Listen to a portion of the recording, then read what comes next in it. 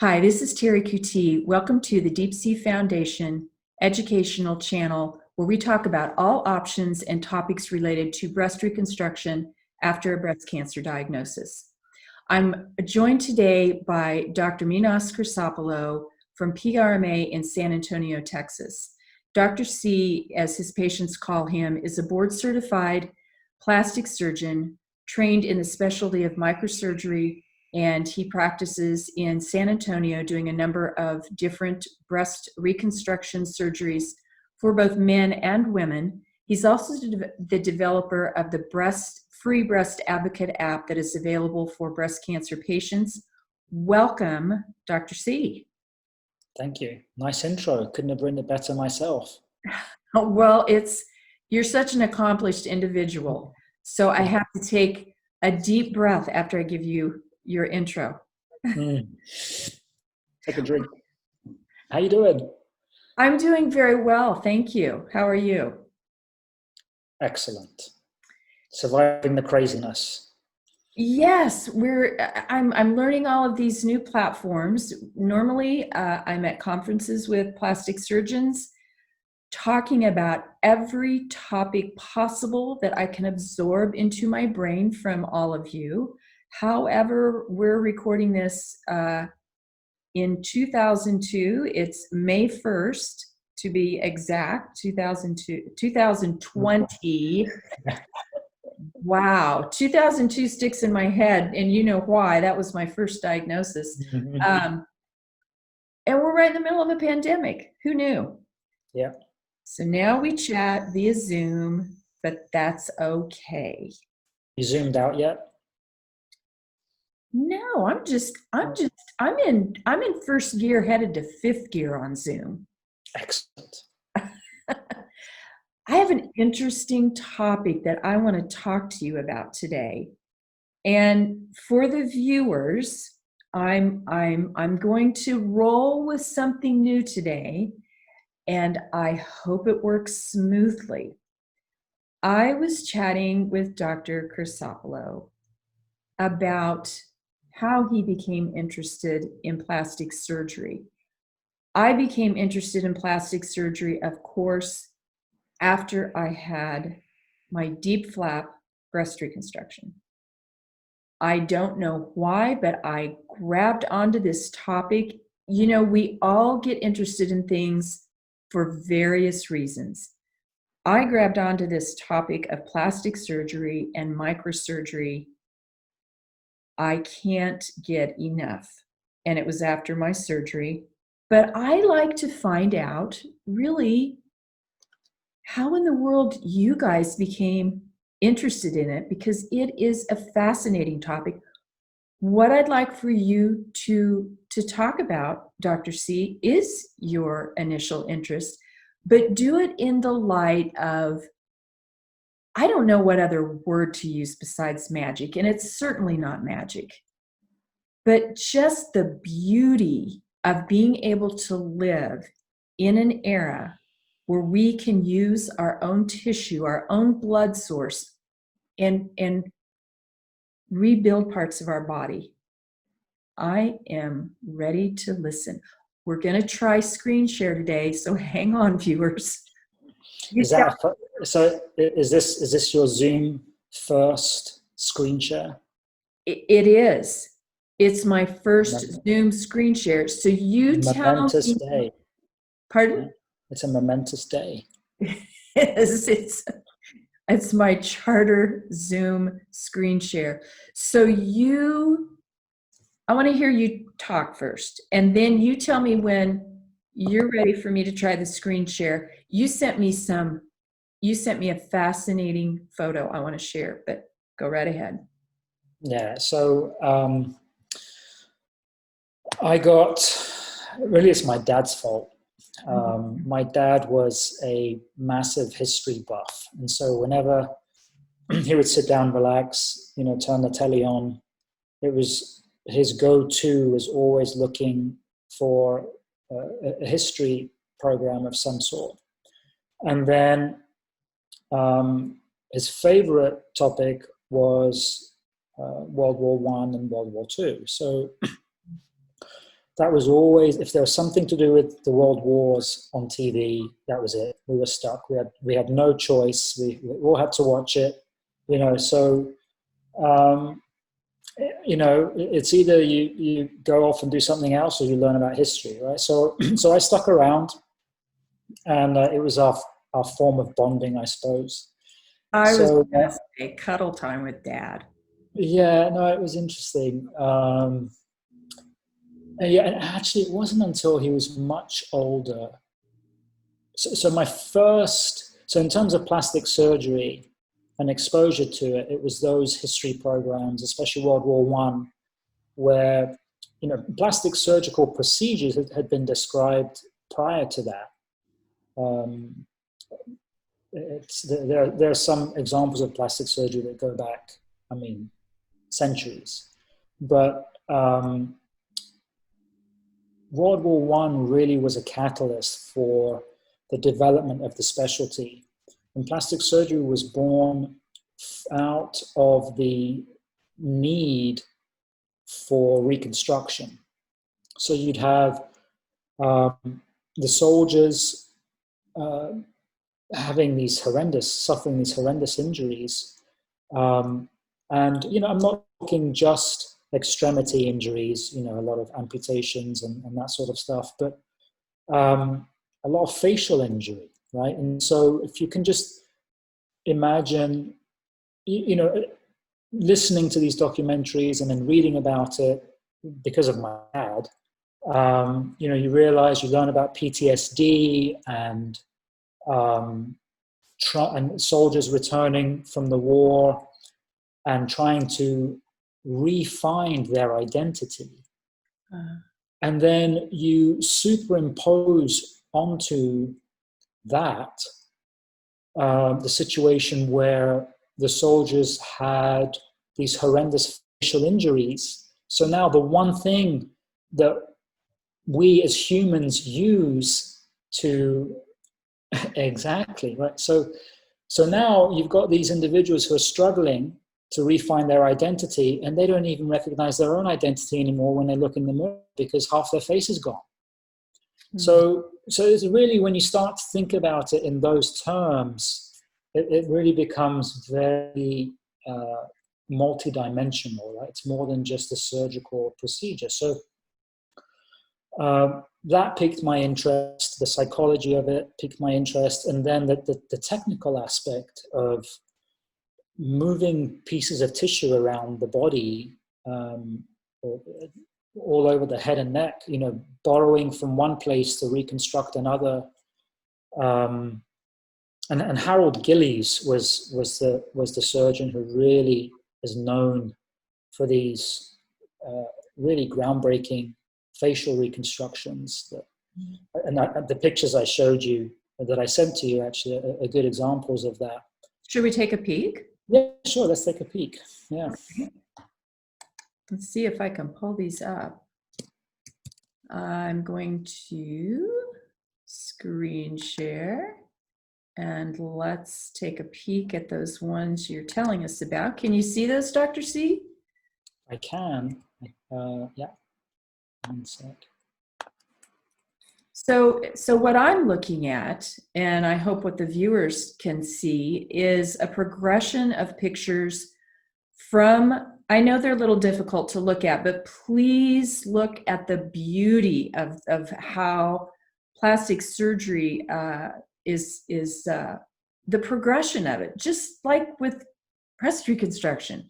So I'm looking at the progression from gunshot wound till the end result there. So tell us about this.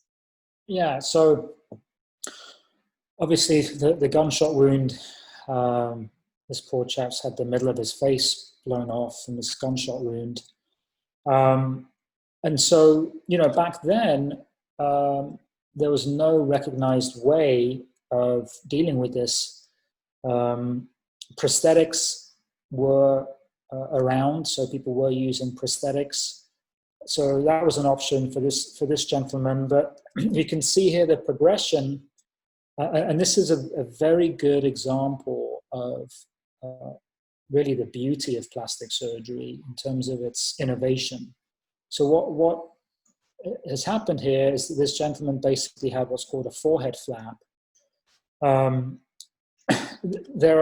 you think about a nose and the structure of a nose, you've got the skin on the outside, but really the shape of the nose is provided by the cartilage of the nose that's attached to the nasal bone up top. So up here it's the bone, and that's attached to your skull.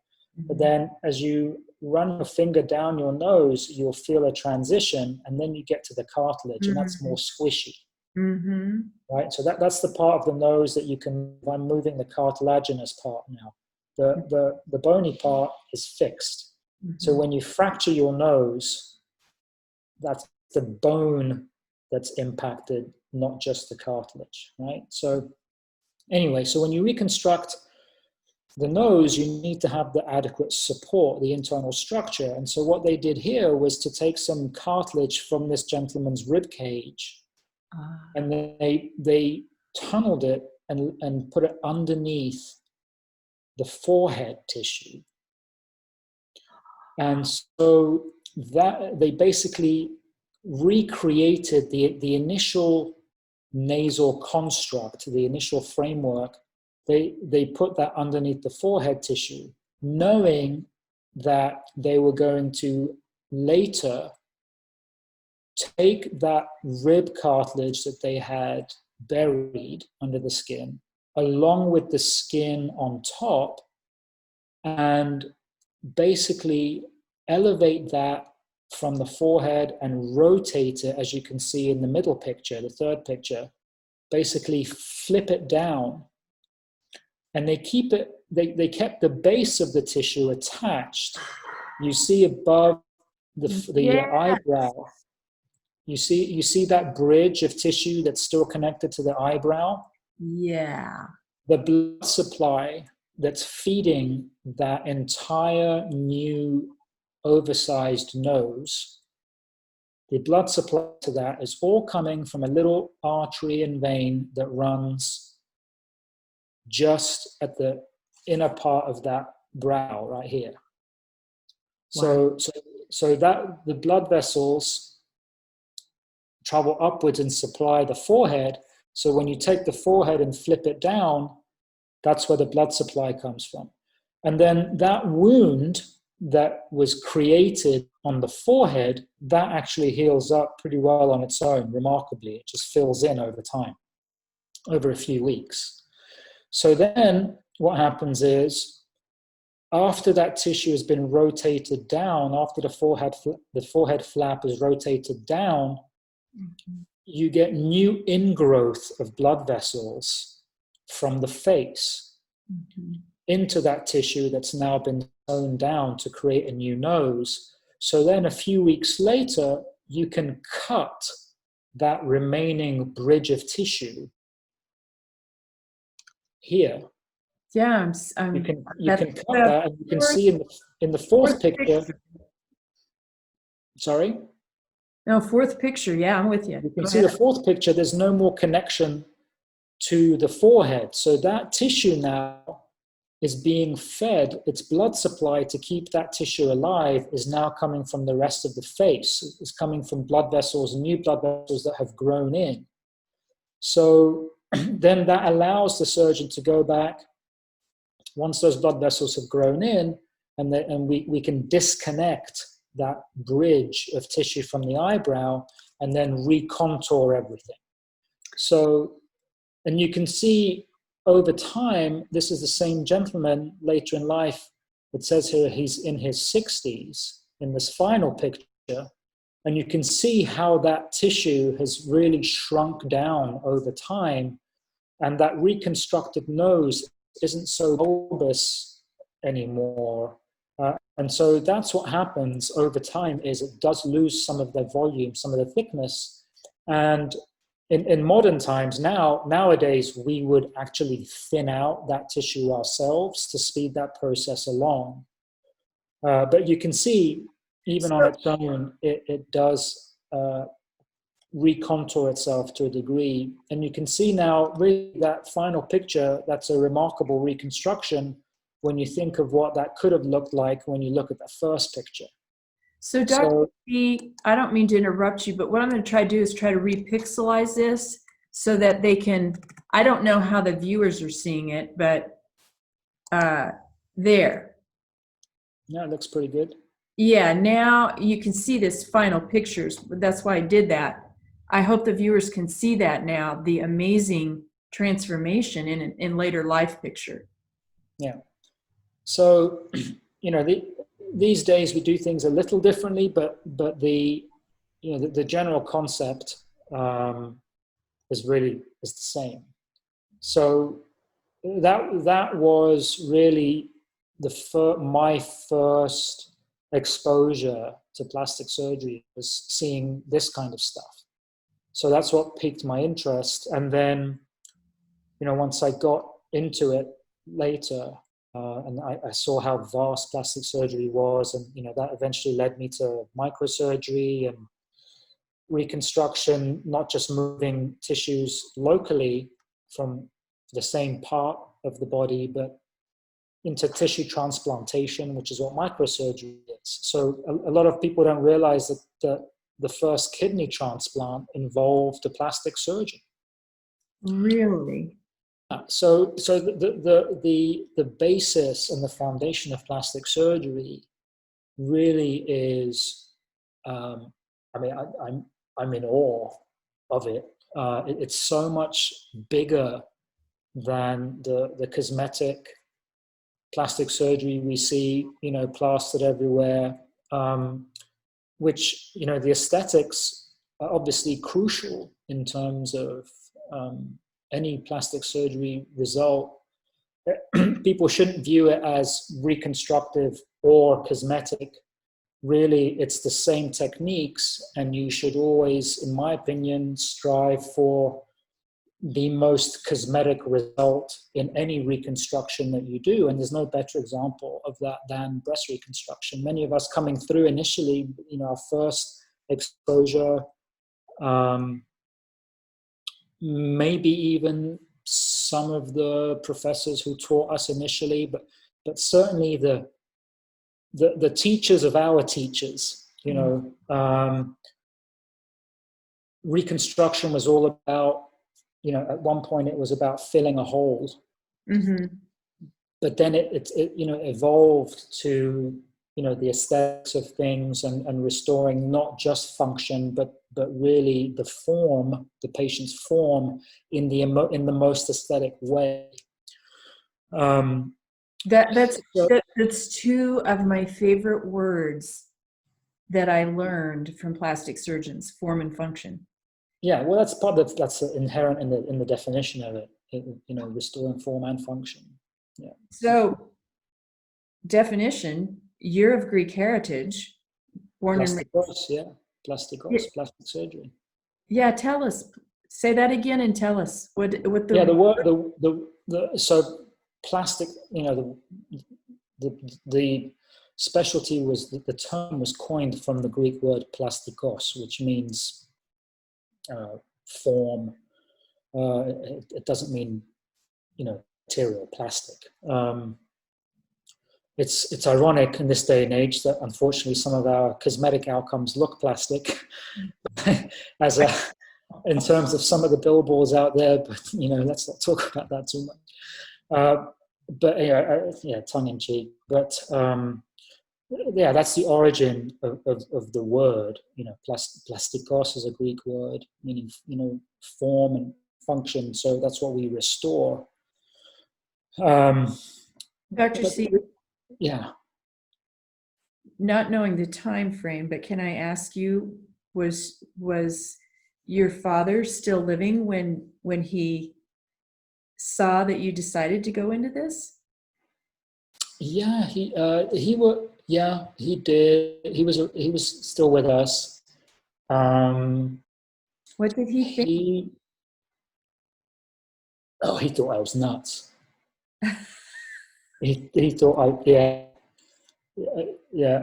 had to catch myself there because the term I was going to say isn't PC, but he thought I was. Yes. So what we would watch together transitioned over time, right? So we got to the point where, I was getting into plastic surgery because of him. It was his fault. But then I wanted to watch other stuff, and it was a lot of the time it was during dinner, and so I find, Channel 4 in the UK back then occasionally would show surgical programs. And so I would watch, I remember one time there was a program about open heart surgery, another time about spinal surgery. And so there I am eating whatever with Dad, and I'm watching this procedure, full bore blood and whatever on the TV. And he would say, how can you watch this stuff? You're crazy. What's wrong with you?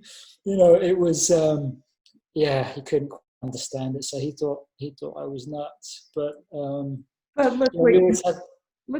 that bond over the history. It was, and actually when what was really interesting, Terry, was, I don't know. I suspect many people can associate with what I'm about to say, but when you're watching someone change and kind of decline, over age, and you've picked up on it, and so it's conscious now, and so you're trying to maximize your time and the conversations, and you're trying to remember and soak everything in. Mm-hmm. But what was interesting was, for all the signs of aging and loss of mental sharpness that we would see, mm-hmm. when it came to talking about history, it was like it was encyclopedic knowledge. I mean, and it got to the point where I didn't even care what the topic was. I would just think of a historical question to ask him, just so I could listen to him talk. Do you know what I mean? So it was just absolutely. So anyway, the whole, how I got into plastic surgery, there's a whole story to it. It means a lot.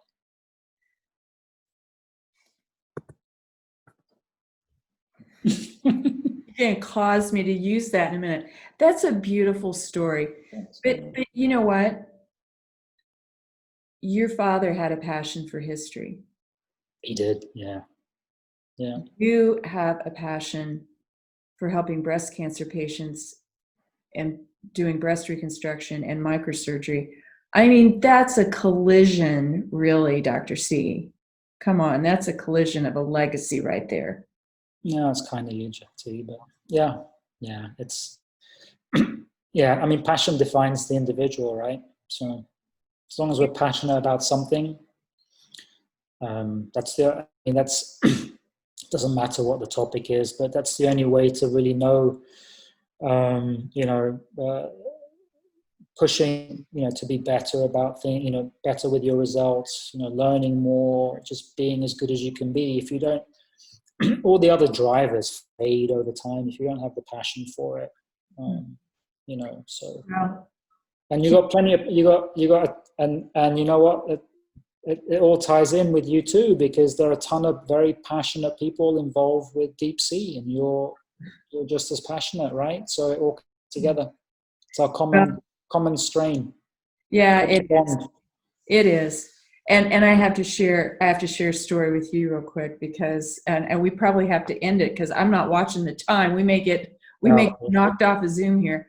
So my mom, who actually I'm going to interview tomorrow for a Mother's Day blog. Yeah, that's cool. Yeah. She could not wrap her mind around this surgery I was going to have.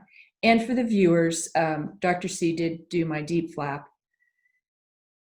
I could not send her enough information about you to make her feel comfortable. She's still not, right? She still can't believe you did it. But you know what did it for her? But besides, after I had my surgery and I showed her my new reconstruction, she was absolutely in awe. She was so concerned about me, and I understand that.